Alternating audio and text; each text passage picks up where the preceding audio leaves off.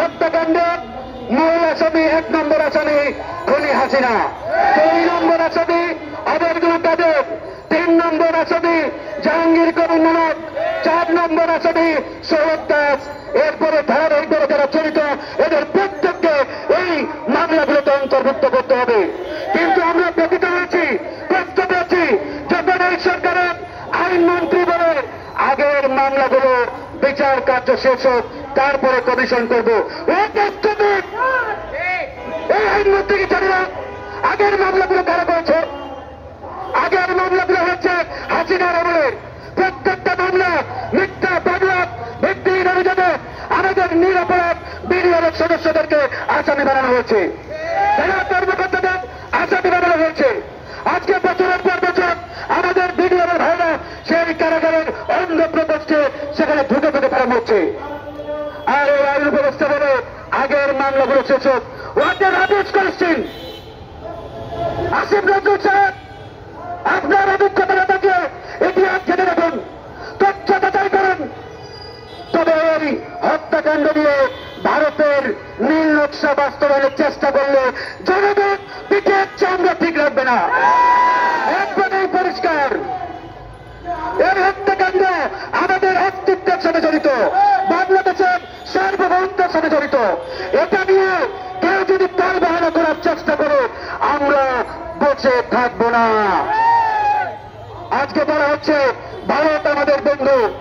1971 সালে মুক্তিযুদ্ধে ভারত নাকি আমাদের মিত্র, সহযোগিতা করেছে। এটা টোটালি ভেগাস, মিথ্যাচার। ভারত কোনদিন বাংলাদেশের স্বাধীনতা সার্বভৌমত্বকে স্বীকারই করে নাই। ভারত শুধুমাত্র চেয়েছিল বাংলাদেশ যাতে পাকিস্তানের কাছ থেকে কাট অফ হয়ে যায়। এতটুকুই, এর বাইরে ইন্ডিয়া আর 1 চুল পরিমাণ সামনে চায় নাই। স্বাধীনতা মানে কি? ফ্রিডম মানে কি? ইন্ডিপেন্ডেন্স মানে কি? আরেকটা দেশের কাছে লতজাত হয়ে নমনম করা? নো, সেটার মানে স্বাধীনতা নয়। স্বাধীনতা মানে বিশ্ব দরবারে মাথার চু করে দাঁড়ানো, বিশ্ব দরবারে চোখে চোখ রেখে বার্গেনিং করা, নিজের দেশকে তুলে ধরা, এটাই স্বাধীনতা। আর ভারত এটা কোনোদিন চায় নাই। ভারত চেয়েছে বাংলাদেশ পাকিস্তানের কাছ থেকে আলাদা হোক আর ভারতের মুখাপেক্ষী থাকুক, ভারতের উপরে ডিপেন্ডেন্ট থাকুক, ভারতের উপরে নির্ভরশীল থাকুক। এটাই ইন্ডিয়া 1971 সালে চেয়েছিল। আর 54 বছর সেটাই বাস্তবায়ন হয়েছে বন্ধুগণ। যাই হোক, কথা বাড়াতে চাই না। পরিশেষে একটাই আবেদন থাকবে আমাদের, আমরা এই বিজেপিকে দেখতে চাই না। এই বিজেপিকে অনতি বিলম্বে পরিবর্তন করে বিডিআর বানাতে হবে। আমরা বিডিআর চাই, আমাদের সীমান্তরক্ষী বাহিনী। আমরা বিডিআর চাই, বিজেপি নয়। আর পিলখানায় হত্যাকাণ্ডে যারা এখনো কারাগারে বন্দী তাদের অনতি বিলম্বে মুক্তির ব্যবস্থা করতে হবে, মুক্তি দিতে হবে।